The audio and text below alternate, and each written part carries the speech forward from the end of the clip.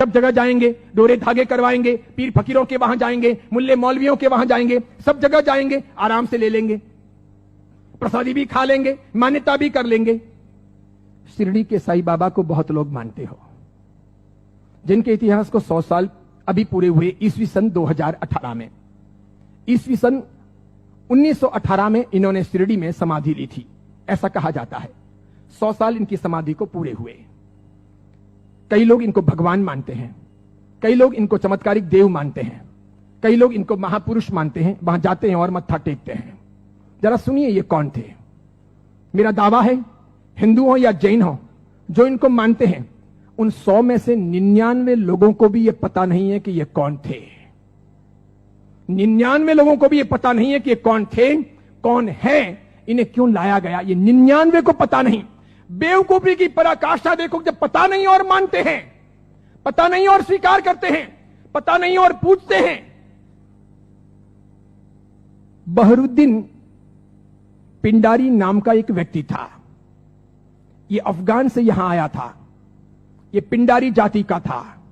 ये मैं तब की बात कर रहा हूं जब औरंगजेब का खात्मा हो चुका था और मुगल साम्राज्य समाप्ति की ओर आगे बढ़ रहा था। धीरे धीरे मराठाओं ने अपना वर्चस्व जमा लिया था और वे हिंदू साम्राज्य की स्थापना के लिए बहुत मजबूती के साथ में आगे बढ़ चले थे। भारत के अंदर, भारतवर्ष के अंदर, अखंड हिंदुस्तान में जोरदार हिंदुत्व साम्राज्य का, हिंदू साम्राज्य का विस्तार होने जा रहा था। ये मैं तब की बात करता हूं। ये पिंडारी लोग लुटेरे हुआ करते थे।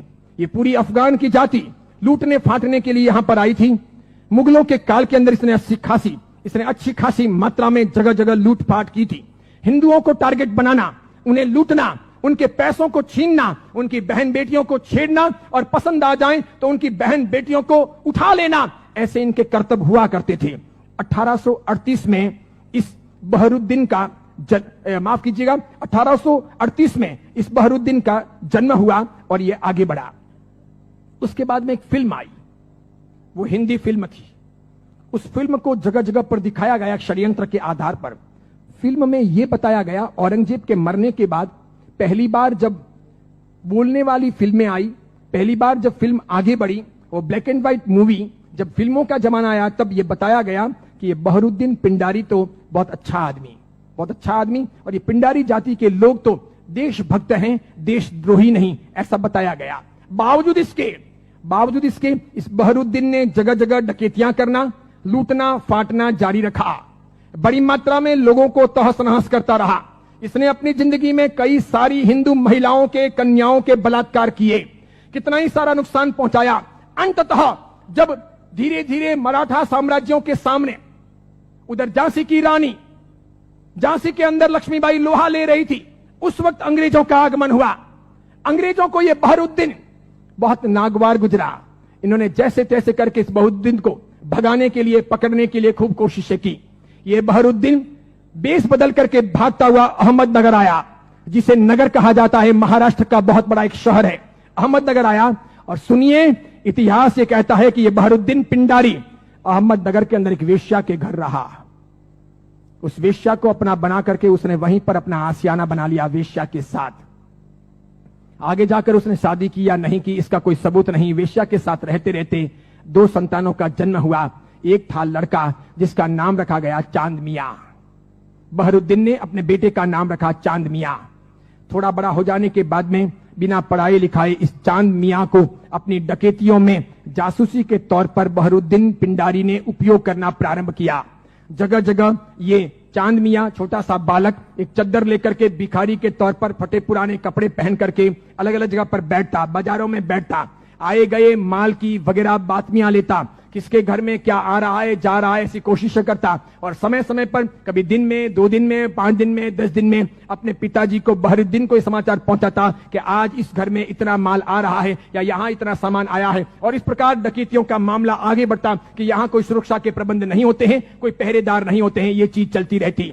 अंततः परेशान होकर शंकाओं के आधार पर अंग्रेजों ने बहरुद्दीन को तो भगाया, आगे जाकर वो अफगान चला गया, उसकी मौत भी हो गई। चांद मियां, उसका बेटा, छिप छिप करके रहने लगा, बड़ा होता गया। एक दिन अंग्रेजों ने उसे पकड़ा, जेल की सलाखाओं के पीछे डाला। 8 साल तक ये चांद मियां जेल में रहा, अंततः यह छूटा। मराठा ताकत के साथ में अंग्रेजों का मुकाबला कर रहे थे। झांसी की रानी भी किसी भी हालत में अंग्रेजों को घुसने नहीं दे रही थी।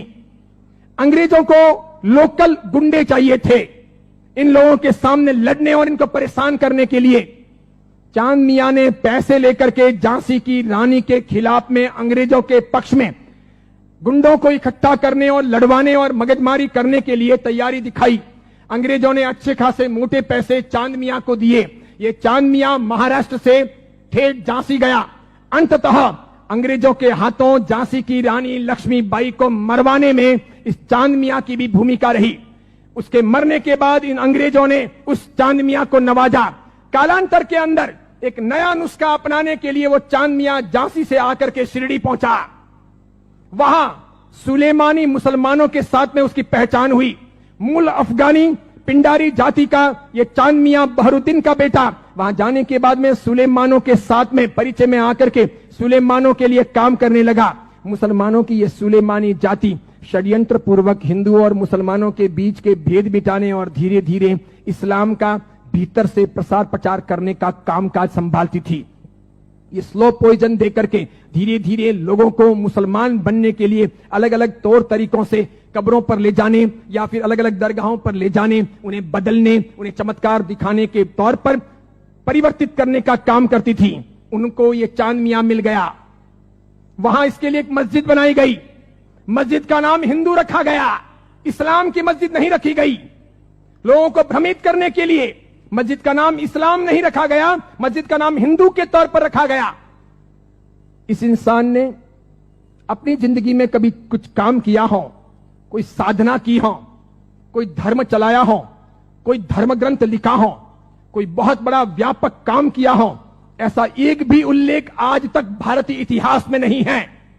सुनिएगा, यही चांद मियां सुलेमानों के परिचय में रहने के बाद धर्म परिवर्तन करवाने, चमत्कारों के आधार पर लोगों को भरमाने के लिए साई बाबा बनाए गए। इसी चांद मियां का नाम आगे हुआ साई। किसने नाम दिया? सुलेमानों ने। उसके लिए एक मस्जिद बनाई गई। बाद में वो हिंदुओं और मुसलमानों के बीच में सामंजस्य स्थापित करने के लिए फरिश्ते के तौर पर प्रस्तुत किया गया। देखिए आप एक मजे की बात, ईस्वी सन 1918 में इसने समाधि ली। उसके पहले फिल्में जब आती थी तब हिंदुओं और मुसलमानों के बीच का बहुत बड़ा भेद था, बहुत भेद। हिंदू मुसलमानों को पसंद नहीं करते थे भारत में, और मुसलमान हिंदुओं को पसंद नहीं करते थे। मुसलमानों को ईश्वर के नाम से बहुत एलर्जी थी, हिंदुओं को अल्लाह के नाम से बहुत एलर्जी थी।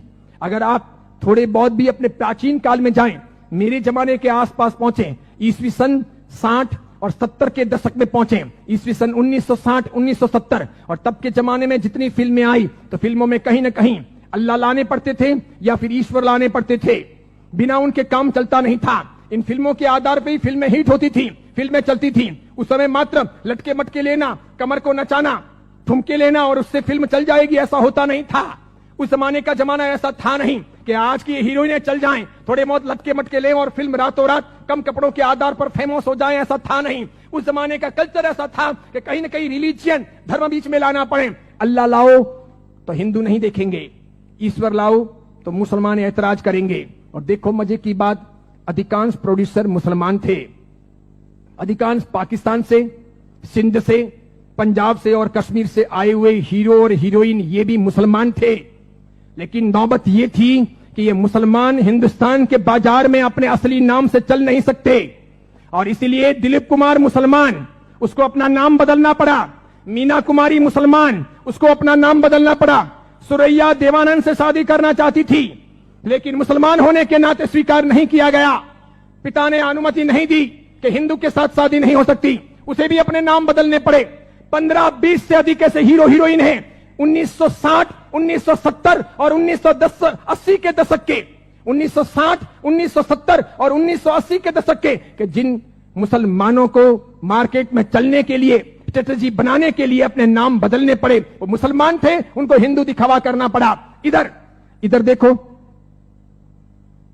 जावेद अख्तर हो, सलीम खान हो, नौशाद हो और महमूद खान हो, ये सभी ऐसे प्रोड्यूसर थे जो जन्म से मुसलमान थे, इरादे से मुसलमान थे, हैं भी। इसके सिवाय अन्य अन्य आए और इन लोगों को अपनी फिल्में चलानी थी।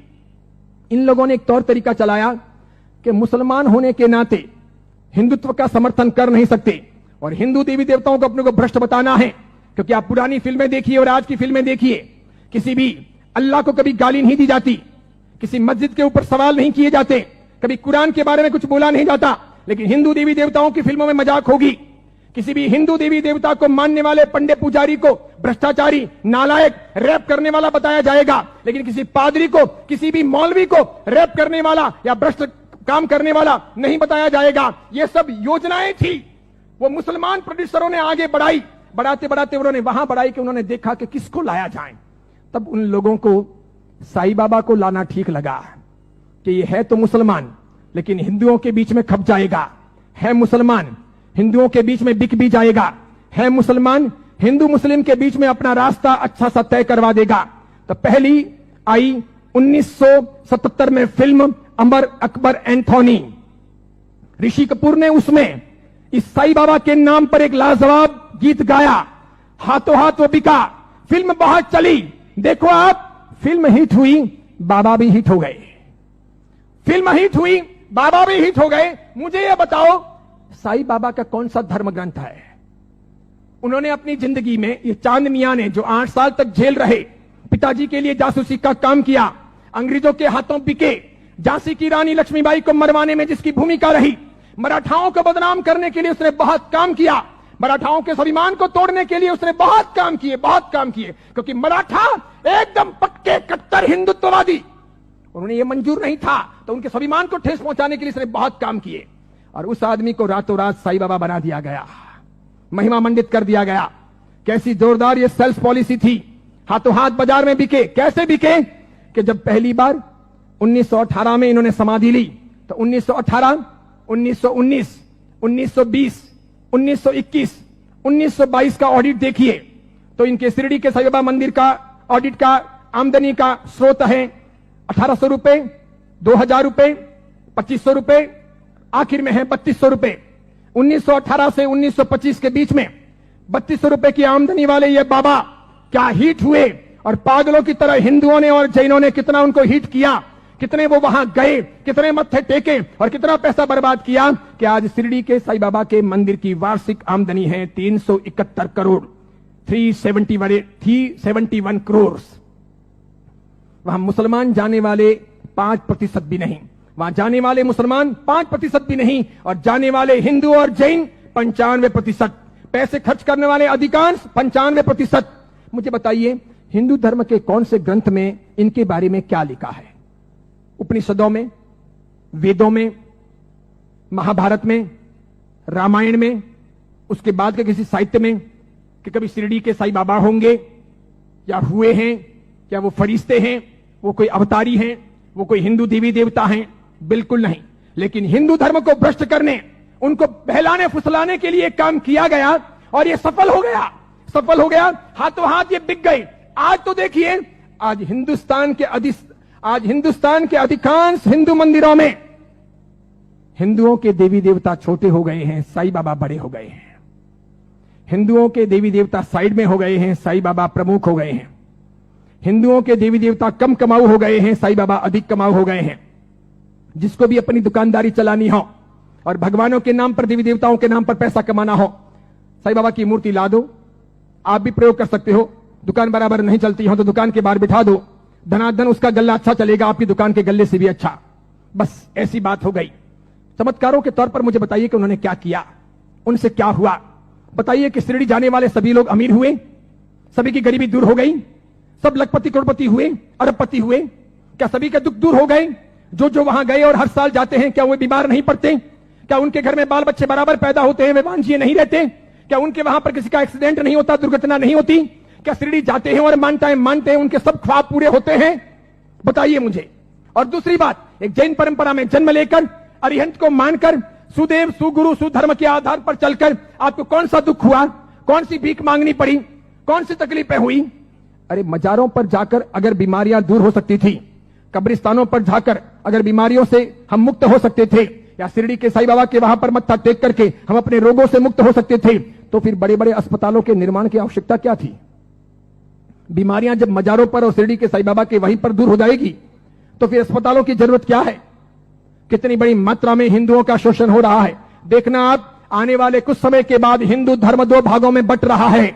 आज मैं उद्घोषणा कर रहा हूं, ये बहुत बड़ी भविष्यवाणी है। इन दोनों के बीच में गहरा संघर्ष चलेगा और इन दोनों के बंटवारे में, इन दोनों की लड़ाइयों में दूसरे धर्म के लोग हावी हो जाएंगे। वे अपना रास्ता तय कर लेंगे और इस प्रकार उनका षड्यंत्र सफल हो जाएगा। आगे जाकर के अब दो प्रकार के हिंदू आपको देखने को मिलेंगे। हिंदू धर्म दो भागों में बंटेगा, एक साई भक्त हिंदू, दूसरे सनातनी हिंदू। दो प्रकार के हिंदू आपको देखने को मिलेंगे। एक वे जो साईं बाबा को मानते हैं, दूसरे वे जो साईं बाबा को नहीं मानते हैं। कई सारे हिंदू पंडित पुजारी हैं, कई सारे हिंदू संत महात्मा हैं, उनको भी अक्ल नहीं है। वे भी शिरडी के साईं बाबा के वहां पर जाते हैं और उनको मानते हैं और उनके मंदिर बनाते हैं और उनकी पूजा करते हैं। उनको पता नहीं कि राम का इतिहास है, कृष्ण का इतिहास है, बजरंग बली का इतिहास है, महाभारत का इतिहास है, रामायण का इतिहास है, देवी देवताओं का इतिहास है। इनका कोई इतिहास नहीं। ये हिंदू नहीं, ये साधक नहीं। जैन साधु साध्वी भी शिरडी जाते हैं तो यदा कदा दर्शन करने के लिए वहां चले जाते हैं और कर्म फोड़ के चले आते हैं। कितने बेशर्म होते हैं ऐसे जैन साधु साध्वी। क्यों उन्होंने पंच महाव्रत लिए हैं? क्यों उन्होंने सफेद कपड़े पहने हैं? मैंने कितने ही अलग अलग अपने संप्रदायों के जैन साधु साध्वियों को यात्रा के दौरान शिरडी जाते हुए देखा। वहां जैन मंदिर भी है, उपाश्रय भी है, स्थानक भी है, और उसके बाद में कभी न कभी वहां के श्रावकों को कहकर या अपने चेले चपाटियों को साथ में लेकर वे शिरडी के साईं बाबा के मंदिर में दरबार में चले जाते हैं। जिस इंसान ने बलात्कार किया हो, डकैतियां की हो, चीना झपटी की हो, जिसने झांसी की रानी को मरवाया हो, जिसने हिंदुत्व का नाश किया हो, जिसका ऐसा कामकाज रहा हो, उसको रातों रात फरिश्ता बनाया गया हो और उसे हम पूजे। ये कौन से देवी देवता हुए? ये कौन सा चमत्कार हुआ? ये क्या क्या साधना के उच्चतम बिंदु हुए? बताइए, आदर्श कहां है? नैतिकता कहां है? योग्यता कहां है? बहुत सारे लोग ख्वाजा मोइनुद्दीन चिश्ती की दरगाह पर जाते हैं।